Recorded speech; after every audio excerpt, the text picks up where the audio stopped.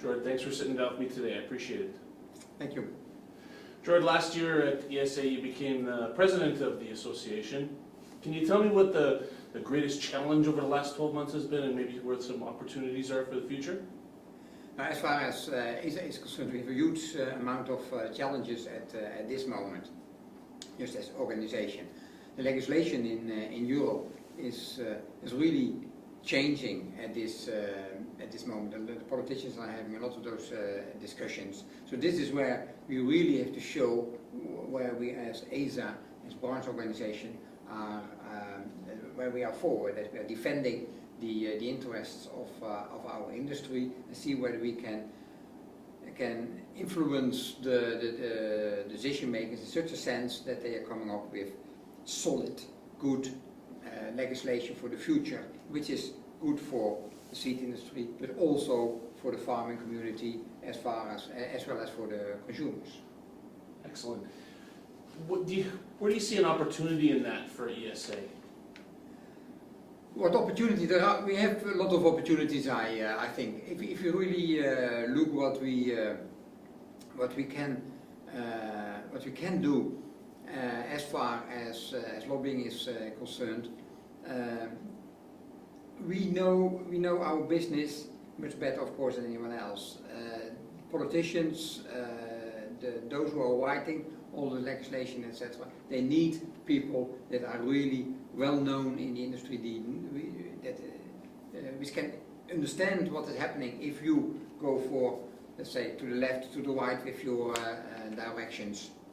And then we have to make sure that they understand those pitfalls you might say. And I don't think in a contradiction against, let's say, legislation makers, so to say, and the industry. I really believe in a combination of those two. The politicians need the people from the industry need the politicians. So the real challenge and the real opportunity probably is that we can combine those two items, and that we really can make sure that we come up with solid legislation for the future.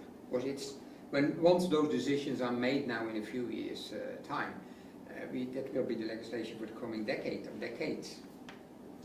So now I'm going to ask you to use your crystal ball a little bit, and with this EU seed law review, what kind of expectations do you see coming out of this? Or can you give me some idea of what you see coming out of these? And I realize it requires your crystal ball. Yeah, no, it's difficult to judge what we really can expect from it.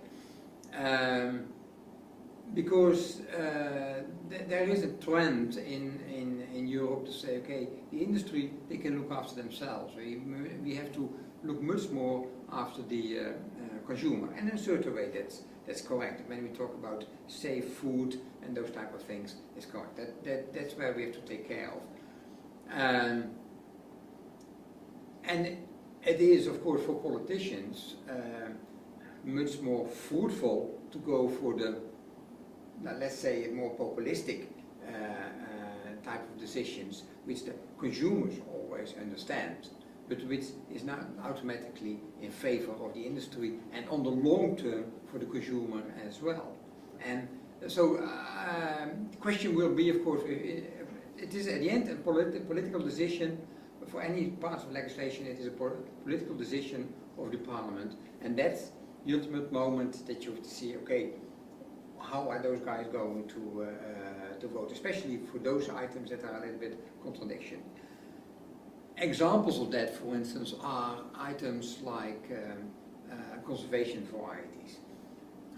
It is easy to say old varieties or varieties that are, let's say, 30 years on the market, let's call them conservation varieties, and they are more or less outside legislation. That's the basic idea. In order to maintain those varieties for biodiversity reasons. Though if you do this, if you really look to the people that are walking around in the industry, quite a lot are still trading older varieties, and there's nothing wrong with that. They have a function in the food supply. And especially if you look at all kinds of vegetables or whatever products you are looking with in the vegetable industry, or but also you can say in the potatoes, etc. There's where this is an item.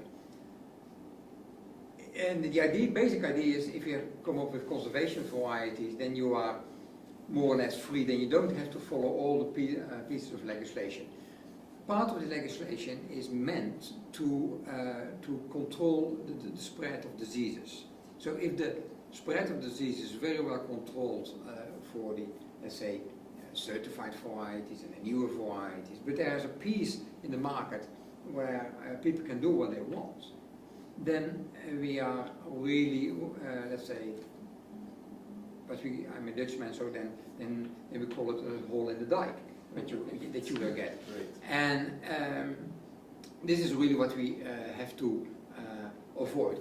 I understand very much the point of conservation varieties, but let's keep them really for the very tiny varieties, for special regions, and where that, let's say, that is not surrounded by a really professional trade. The same issue is that the EU want to have exemptions for smaller enterprises. Though they've considered smaller enterprises any enterprise with less than 10 million euros turnover and 2 employees. And we consider that if you see that seed is grown at a farm, most, say, maybe 70% of the total industry will be made based on those smaller enterprises. And if you have a bigger enterprise, you can always split it up in smaller enterprises. And if those smaller enterprises have real freedom, then the sense of total legislation is gone. So this is where we really still have to fight for. And you never know. I mean, it sounds very nice, of course, for politicians to go for the small benefit for the smaller enterprises, biodiversity, and those type of more, let's call them a little bit popular items. And again, to a certain extent I understand, but we have to put the threshold much lower than what the proposals are today. The EU isn't necessarily known for speedy decisions. Or any sense of time frame for when these decisions will be made? It's correct. The EU takes a long time to make a decision. We are getting elections of the European Parliament in 2014. What we estimate is that we have certain discussions before spring 2014, but the major decisions will be made afterwards. So that means the end of 2014, early 2015. But our estimation is that by spring 2015 we will have got full clarity and legislation will be likely in place. Okay. This year at the ESA here in Warsaw, you broke another record and have the most people that you've ever had, I think, at an ESA. You've got over 850 participants. Congratulations on that. That's fantastic. You're becoming a little bit like a second ISF Congress here, with the world coming together in Europe. Is this a good thing for your Congress and your association, and why do you think so? Yeah, I think it is a good sign, not necessarily to be a second ISF Congress. Apparently there is a need for have a few of those congresses in the world, whether there's the big ISF Congress or whether there are more, let's say, regional congresses like this one. I think the nicest thing that we are seeing is the fact that we try to get more Central and East European people from the seed industry to this Congress. And once we moved out of Brussels and we are now meeting more in Central Europe, we think we can get more of those people. And I think that's a good, absolutely a good thing. Apparently for traveling to Brussels is not very attractive to travel to. It is an expensive city. So I think we made quite a step forward by doing this. We've had always a nice participation. I think that the number of companies that are present is probably more or less the same, with just the number of people per company that is coming. And might be another thing as well, that in agriculture, in the most areas of agriculture over the last years, I mean, the business is going relatively well, and probably this is also partly reflected in the attendance of this Congress. Absolutely. Are we going to maintain the Brussels 1 year and then elsewhere in Europe the second year? No, so far that's what we have done over the last years. It's already no, it will be in the General Assembly of tomorrow afternoon. But there's a proposal to go next year to Lisbon and the year after to Vienna. So that means that we try from now on to continuously to travel, at least for the coming years, and then we will see how that is going and whether we have to go back to Brussels or not. The disadvantage of being outside of Brussels is that you get it's more difficult to get the participation of politicians, and in certain meetings, even if it's just an hour or 2 hour meeting, it's nice if you get those guys as a speaker in, and they are not traveling to Warsaw, for instance, just for 1 or 2 hours. You talked about the EU seed law review. What else do you see on the horizon as big topics for yourself and ESA to be tackling in the coming year? Now, if you look at the priorities that we've set for this year, there are three items. One is, first of all, the EU legislation. Second one is the ESTA, and that is the seed treatment. And the third one is the new breeding techniques. Just to say a few things on the ESTA, there's a huge discussion in our world about seed treatment and, let's say, the negative aspects of the chemicals used in it. It's hard to convince the people that using the chemicals in the way we do around seed treatment is much better than spraying it on the field or any other treatments. But you know the discussions on the bees and whatever, all kinds of studies are made. But this is not a very let's say nice discussion for the big public.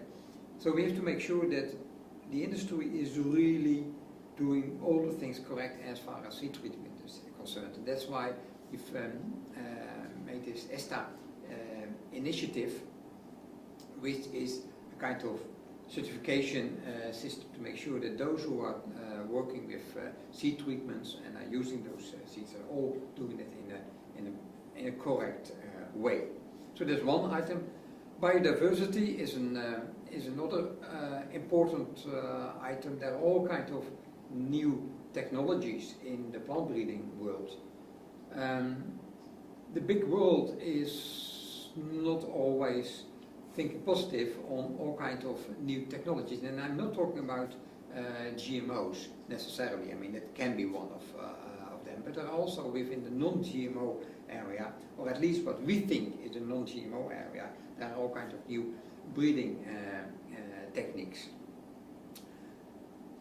Now, question is this classic breeding or is this GMOs? And when you then start to discuss with different people and you explain them that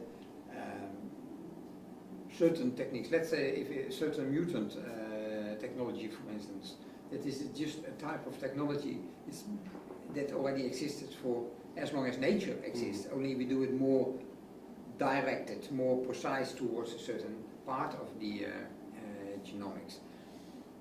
Then all of a sudden people get the feeling that we're talking about GMO. So then you can really get the discussion, and this is a very European discussion, where do the classic breeding ends and where do the GMO starts? And of course, the big difference between Europe and the US for an approach in this thinking is that any product which is made with a GMO technique in Europe is considered as a GMO.